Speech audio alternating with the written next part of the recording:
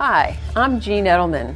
For decades, I've been a student of the healing arts: Reiki, traditional Chinese medicine, homeopathy, acupuncture, plant-based, and macrobiotic cooking. Join me on this journey and hear my word of the week. Great to be with you today. Happy holidays. Today, I want to talk about living from our heart and our connection with our animals. This is a magical time of year, family and friends, but it's also very stressful. Busy, busy, busy, and the challenge is to take the time for self-care and to live from our heart. The challenge is to have boundaries and to not over-obligate ourselves. I've talked a lot this year about tuning into our intuition and listening. So here is the question during the busy holiday season. Are we taking the time to listen to our animals? Are we taking the time to listen to the animals in our life? The story I want to share is about the amazing horses in my life. Horses have always been magical to me. I remember being a little girl and walking about in the woods with my friends and seeing horse prints. It was like, wow, where'd they come from? I was amazed, and I remember my dad renting horses and taking me out for trail rides, and that was fun. But my journey started when I was 45, and Rick bought me my first horse. His name was Merlin. Merlin was a Friesian, and he took my breath away. You know Friesians. They're the horses that you see in the movies with the long black manes and feathers in their feet, and they move with tremendous grace and ease. Merlin was my greatest teacher. When I was super stressed, he would just literally stop. And the lesson was, with my mind racing, I was not tuned in to him. And he wanted me to be with him and not running through the list of things that I needed to do. He was a great teacher for me. He opened my mind and my heart. And when he was having some swallowing challenges, he would send me pictures in my dreams for what he needed to be safe in his field. What, you say? A horse sending me messages and pictures in my dreams? Yes, this was his greatest gift to me, opening my intuitive connection to him, 1,000-pound horse. Well, let me tell you, I was hooked. That love connection, the communicating with 1,000-pound horse, always filled me with joy. After Merlin, I was honored to own and care for a mare named Ginger. She was a ton of fun to ride. We would go to the local parks. We rode in parades. She was brave, fun, and very friendly. And then I had an opportunity to take care of Harmony. Harmony we adopted from a therapeutic riding program. She had served many a years and many a families and brought many a smiles.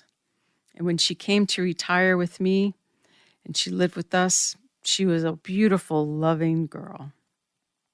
So let's fast forward to today. 2 amazing horses in my life. Blue, a quarter horse, Shadow, an Arabian. But I want to share specifically about Blue. We recently had to say farewell to our beautiful Blue. But I just want to share. She was always watching and waiting for whatever was to come next. She was always loving and taking care of every rider that she ever engaged with. She was patient and quiet, and she knew how to take care of her rider, young or old. Blue always knew what she wanted and quietly shared that with me every day. When I would walk up to Blue in the morning, I could feel her heart, the love coming from her. She would whinny at me and swish her tail and go to her stall and wait for her breakfast. So having this beautiful, beautiful mare Blue in my life really taught me another level of our heart connection and listening to the messages from our animals. As I shared, for me, that connection started with my beloved Merlin and has been amplified these many years with Blue and Shadow. With any animal, when we connect with our hearts, they know they are loved and cared for. They know that we are doing the best we can for them. When we look them in the eyes and connect with our love and compassion, there's no greater moment. Connecting hearts with the horse, let me tell you, there's no words. It is a wave. It is a cocoon of love. It is a hum of tenderness and compassion, love and trust and respect. And this just washes over you. Horses are very, very honest. Blue would tell me with a flick of an ear or a gaze which field she would prefer to be in for the day. She would let me know if I was running late with her breakfast or any meal. And she would tell me when she had enough grooming and she just wanted to rest in the sun. The benefits of being around a horse last long after we have moved on to other activities. Horses help us be in the moment. Horses help us focus on one thing at a time. Horses are mirrors to our emotions and help us look at ourselves. They never judge. They only love. Horses are truly, truly magical. I'm forever grateful to Rick for Merlin. If he had said no to my first horse, I would never have known this amazing piece of myself and the ability to connect with these magnificent animals. I have been blessed to know many, many horses, and these horses that have been in my life have just helped me grow and understand myself so much better. And I've just had so much gratitude for them. But my blue girl, I'm going to miss. I'm going to miss her for a long time. She was very special, and she taught me a lot about myself, and she helped me understand animal communication on just a whole different level. And so to my blue girl, I'm very, very grateful. And for Miss Shadow, she is such a sweet little girl. She is the 30-year-old Arabian.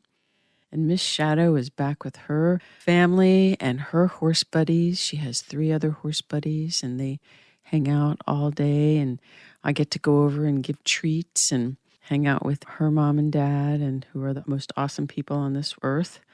So I'm just grateful. So my word of the week in this holiday season, when everyone's hustling and bustling around, my word of the week is horse. The H is for heaven, because that is what heaven on earth is when you have the love of a horse in your life. If you can somehow find access to a horse, it is where we can open our hearts and know pure love. That is what it's like when we are with our horses. That is what it's like when we are with our animals. We can open our hearts and experience love and gratitude and kindness. And opening our hearts to our animals is like nothing else in our day.